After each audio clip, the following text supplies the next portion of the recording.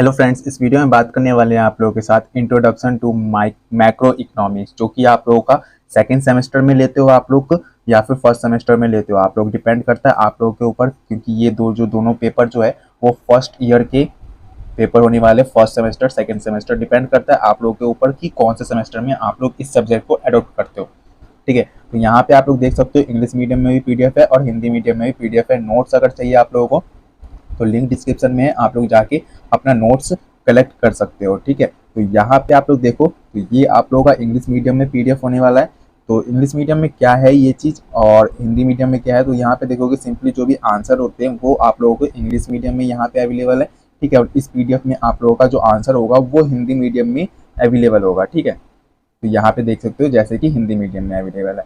And जो ये important question मैंने लेके आया है, तो यहाँ पे आप लोग के जितने भी मोस्ट इंपॉर्टेंट टॉपिक हो सकते थे सिलेबस के अकॉर्डिंग वो आप लोग के लिए लेके आया हूँ। और जो कुछ मतलब कि PYQ से भी क्वेश्चन उठाया मैंने। क्यों उठाया है? क्योंकि कुछ क्वेश्चंस होते हैं जो बार बार क्वेश्चन पेपर में रिपीटेड होते हैं। लाइक एग्जांपल लेते हैं कि ये वाला क्वेश्चन PYQ में से है, तो इस क्वेश्चन को क्या कर देंगे, मॉडिफाई कर देंगे, थोड़ा बहुत चेंजेस कर देंगे, थोड़ा सा अलट पलट कर देंगे, ताकि जो भी बच्चे मतलब कि समझ के गए हुए हैं क्वेश्चंस को, तो वो एकदम अच्छे से अपना आंसर लिख सकते हैं। बट जो स्टूडेंट क्वेश्चन को भी रट्टा मार के गए हैं वो तो नहीं लिख सकते, वो तो फेल ही होंगे, कंफर्म सी बात है। इसलिए मैं हमेशा बोलता हूँ कि आप लोग क्वेश्चन को एकदम अच्छे से समझ लो, बेशक आंसर को रट्टा मार लो, कोई दिक्कत नहीं है, बट क्वेश्चन को एकदम अच्छे से समझ के जाना ही जाना है आप लोगों को। ठीक है, तो आप लोगों को फर्स्ट क्वेश्चन में क्या पूछ रखा है, what is concept of multiplier and how does it amplify changes in the autonomous spending. मतलब कि आप लोगों का जो भी मतलब कॉन्सेप्ट होता है मल्टीप्लायर्स का, वो आप लोगों का कैसे चेंजेस हो जाता है एटोमोनस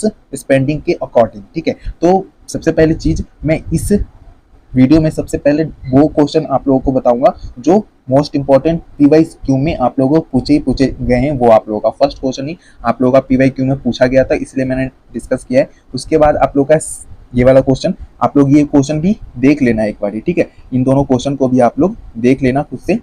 ओके, और ये वाला क्वेश्चन आप देखो, what are the limitation of classical microeconomics theory in the explaining fluctuation in output and employment. मतलब कि क्या क्या लिमिटेशंस होती है एंड क्या क्या उनमें मतलब कि आउटपुट जो भी निकलता है उनमें जो भी एम्प्लॉयमेंट होते हैं उनको क्या क्या रेस्ट्रिक्शन मारी जाती है, या फिर क्लासिकल जो भी रेस्ट्रिक्शन आती है, या फिर गवर्नमेंट के अकॉर्डिंग उतार चढ़ाव होता है, वो आप लोगों को इस क्वेश्चन में बताना है। ठीक है, उसके बाद आप लोग यहाँ पे देखोगे what are the implication of the ISLM model of economic policy and stabilisation. मतलब कि जो भी आप लोगों का ISLM पॉलिसी है, मॉडल है, उसमें क्या क्या आप लोगों को पॉलिसी दी जाता है, क्या क्या स्टेबिलिटी दी जाती है, वो आप लोगों को इस क्वेश्चन में बताना होगा। ठीक है, उसके बाद आप लोग देखोगे तो ये वाला जो क्वेश्चन है आप लोगों का, how to change in monetary policy to affect the economy. तो ये आप लोगों का क्वेश्चन एक है आप लोगों का PYQ में से। ओके, उसके बाद आप लोगों का ये वाला क्वेश्चन है, how does the demand for money impact monetary policy and economic stability. ये भी आप लोगों का मतलब PYQ में से है। तो अभी तक मैंने 5 क्वेश्चन आप लोगों को PYQ में से बता दिए हैं, वो आप लोग एकदम अच्छे से कर लेना। How do commercial bank create credit and what factor influence the extent of credit creation.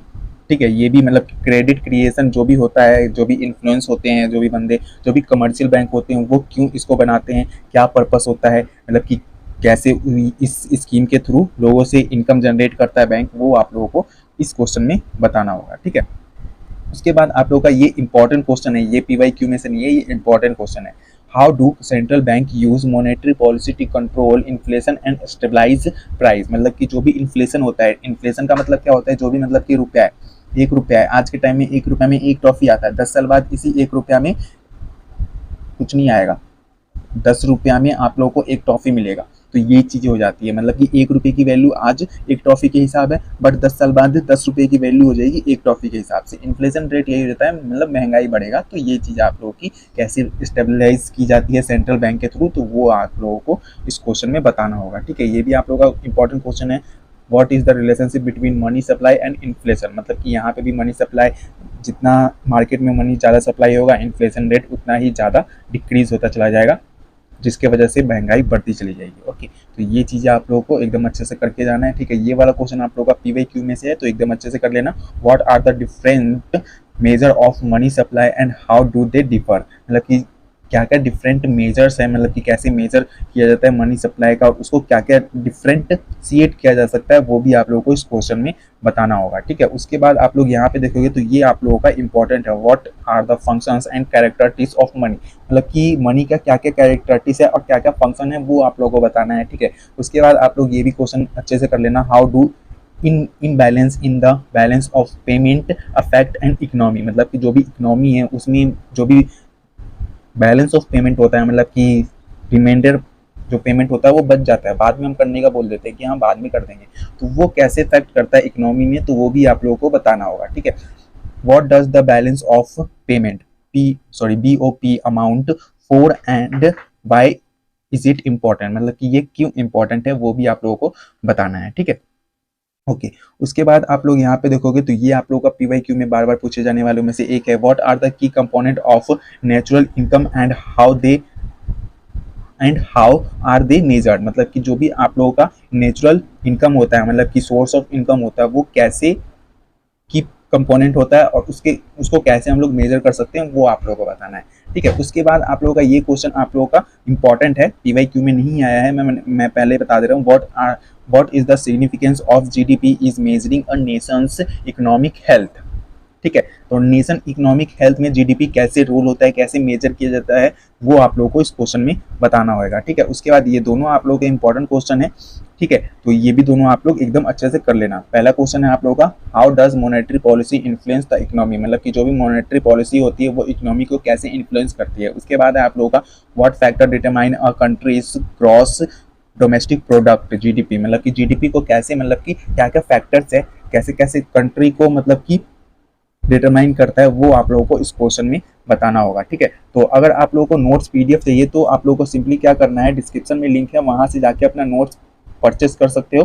तो जाओ फटाफट अपना नोट्स परचेस करो और अपने जितने भी फ्रेंड्स या फिर ग्रुप में आप लोग ऐड ऑन हो उसमें भी आप लोग इस वीडियो को शेयर करो, ताकि जिस भी स्टूडेंट का पेपर होने वाला है वो एकदम अच्छे से पेपर करके आए।